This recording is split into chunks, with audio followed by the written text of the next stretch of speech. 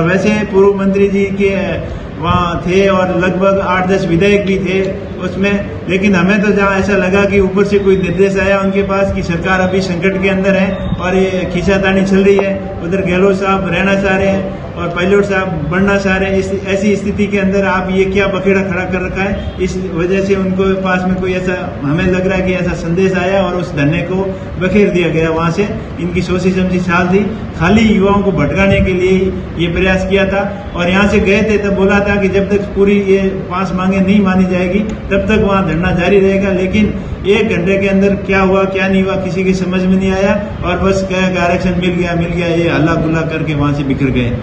माननीय कर्नल साहब ने बोला था कि वो बड़े बाबू है, यहाँ बात करने के लिए खुद यहाँ चल के आएंगे, आपको वहाँ जाने की जरूरत कहाँ है। फिर भी लोग गए थे, उसमें से मंत्री जी, पूर्व मंत्री जी और 2 लोग 3 लोग वहाँ जाके गए और बंद कमरे के अंदर क्या बात हुई क्या नहीं हुई, बात होती तो सबके सामने होती तो पता चलता कि ये परफेक्ट बात हुई, लेकिन वहाँ सब गोल मोल करके आ गए और युवाओं के साथ में बड़ा धोखा हुआ है। कांग्रेस की सरकार आई तो इसमें भी कई भर्तियां आई और नेताओं के ध्यान में लाया गया, लेकिन जब वो पद पे थे और जो करने की जवाबदारी थी तब तो उन्होंने सुना नहीं। अब सब तरीके से फ्री होने के बाद में इन्होंने ये मुद्दा उठाया, लेकिन इस मुद्दे के ऊपर भी लोगों को गुमराह किया जा रहा है। वहाँ जयपुर लेके गए और वहाँ आश्वासन दिया कि 1 घंटे के अंदर वहाँ कि ये आपका वापस ले लिया जाएगा 18 का अधिनियम और भर्तियां जो है शैडो पोस्ट वगैरह उन सब की मांगे मान ली जाएगी, लेकिन वो सिर्फ एक लॉलीपॉप था।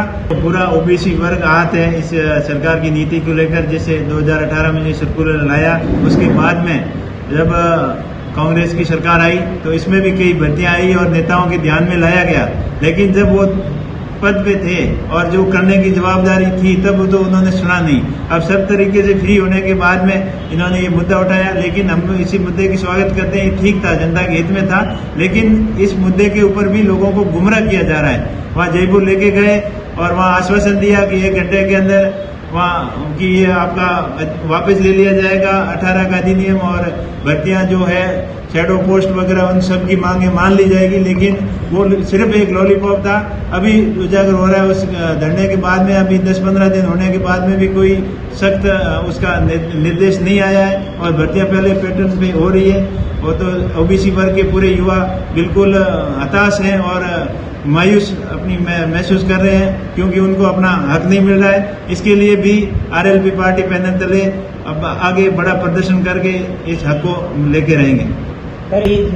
राजा राम जी मेल की पोस्ट आती है, वो कहते हैं कि अशोक गहलोत जिस तरीके का मंशा ओबीसी वर्ग के साथ रखता है और उसको सरकार में इस तरीके के आगे में युवा है जो ओबीसी वर्ग के इसको मान्य नहीं करेंगे, या इसको मतलब सबक सिखाने का प्रयास करेंगे। बिल्कुल, इसमें सरकार को तो सबक सिखाएंगे ही भी सिखाएंगे, लेकिन अभी जो युवाओं का जो भर्तियों के अंदर नुकसान हो रहा है पोस्टों का, उसका कैसे कम से कम समय में कैसे समाधान किया जाए, इसके लिए हम प्रयास करेंगे। और वैसे पूर्व मंत्री जी के वहाँ थे और लगभग 8-10 विधायक भी थे उसमें, लेकिन हमें तो जहाँ ऐसा लगा कि ऊपर से कोई निर्देश आया उनके पास कि सरकार अभी संकट के अंदर है और ये खींचातानी चल रही है। उधर गहलोत साहब रहना चाह रहे हैं और पायलट साहब बढ़ना चाह रहे हैं। ऐसी स्थिति के अंदर आप ये क्या बखेड़ा खड़ा कर रखा है, इस वजह से उनको पास में कोई ऐसा हमें लग रहा है कि ऐसा संदेश आया और उस धरने को बखेर दिया गया। वहाँ से इनकी सोची समझी चाल थी, खाली युवाओं को भटकाने के लिए ये प्रयास किया था। और यहाँ से गए थे तब बोला था कि जब तक पूरी ये 5 मांगे नहीं मानी जाएगी तब तक वहाँ धरना जारी रहेगा, लेकिन 1 घंटे के अंदर क्या हुआ क्या नहीं हुआ किसी की समझ में नहीं आया और बस कहा आरक्षण मिल गया ये हल्ला गुल्ला करके वहाँ से बिखर गए। तो ये इनके ऊपर भी कोई न कोई ऊपर से दबाव था कि आप इस संकट की परिस्थिति में सरकार है और आप ये बखेड़ा क्यों खड़ा कर रहे हो, इसको बखेरो जल्दी। इसके प्रेशर के अंदर वो आ गए और सबको बखेर दिया और युवाओं को खाली भ्रमित करने की कोशिश कर रहे हैं। युवा जागरूक है, ऐसे भ्रमित होगा नहीं और युवा अपना हक लेके रहेंगे, उनकी मांग जायज है। मैं भी गया था उस मीटिंग के अंदर, लेकिन हमें भी कुछ समझ में नहीं आया।